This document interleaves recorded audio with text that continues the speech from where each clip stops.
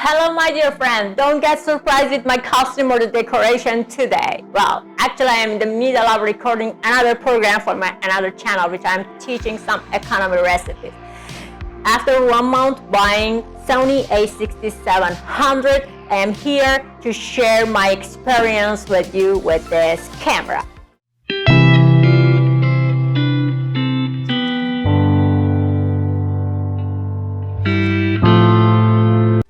Before going outside and I get some different shots with the video or photos, actually I am right now in the middle of one problem that I'm facing with Sony, so that's why I want to share it with you. Why I have hold this program and take this video for you is the overheating of this Sony, of this gear, of this camera.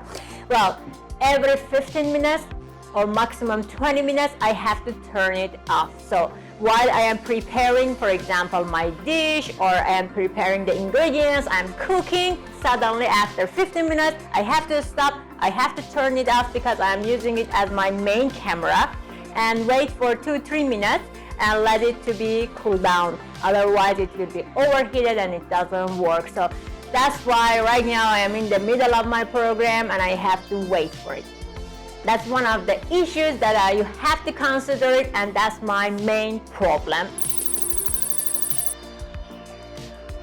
Well, I'm using this camera as my main camera, and I have my Canon here which is recording my macro shots, and I have my Fuji also, it is also recording my macro shots.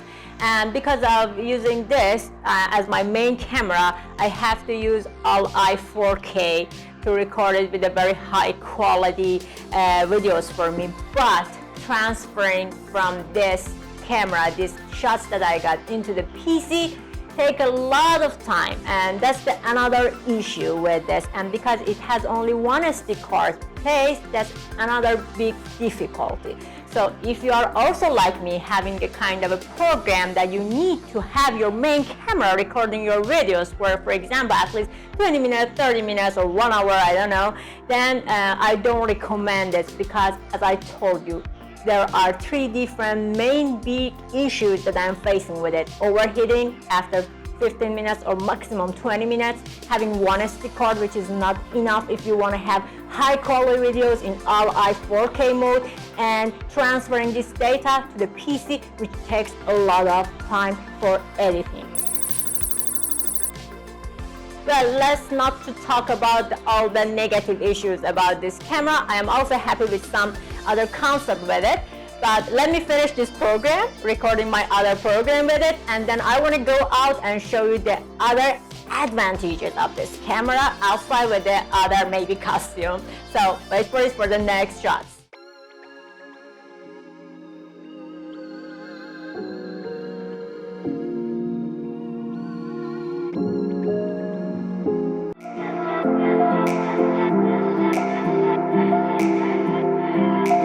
Well, I changed the costume. Right now I am here for some video shooting and photo shooting for birthday theme. Well, let's talk about some advantages of this camera. Sony camera is so light to handle, which is really handful, and it's so practical. The other good option about this in videography or photo shooting is about the lenses. We can have the variation of the lenses with a very nice prices, with a very cheap prices in compared to the other brands. So that is the other advantages that I think I can mention about it. And one more thing which I really like about it, especially in videography, is the color of the videos. It's so natural, it's so nice, so smooth, and of course, top of everything, the autofocusing. I can say the autofocusing is the biggest advantage of this Sony A6700. In compared to the other brands, A6700 is doing best.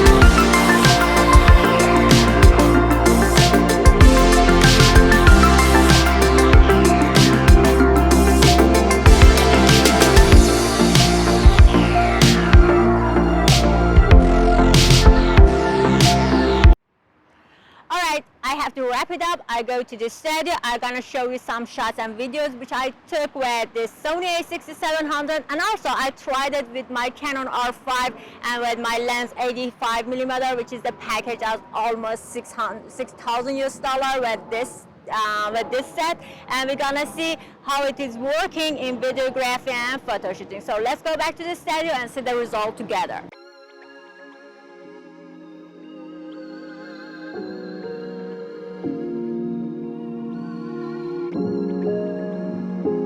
Checking all the photos or the videos.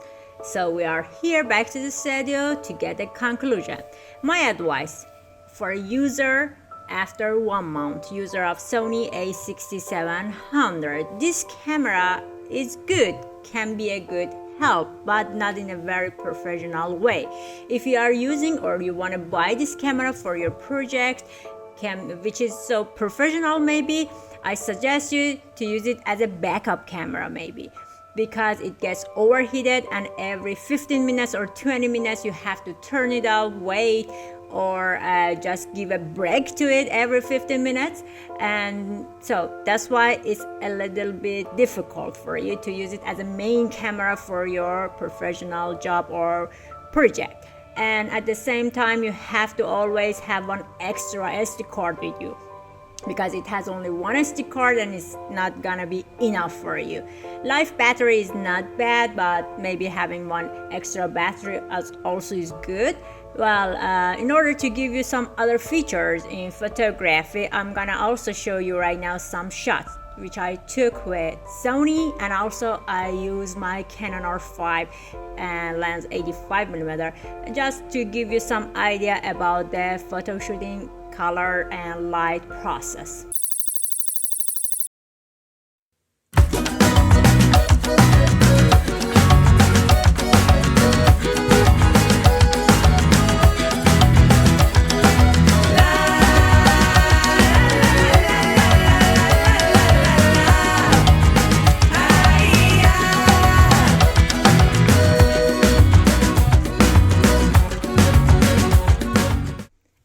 At the end, even though this camera got all the professional features, but it's not gonna be a professional camera for you if you got some very important projects or paid project or videography. As I told you, because of those weaknesses, you're gonna have problem with it in overheating with SD cards. So this is not a professional camera in the field practically.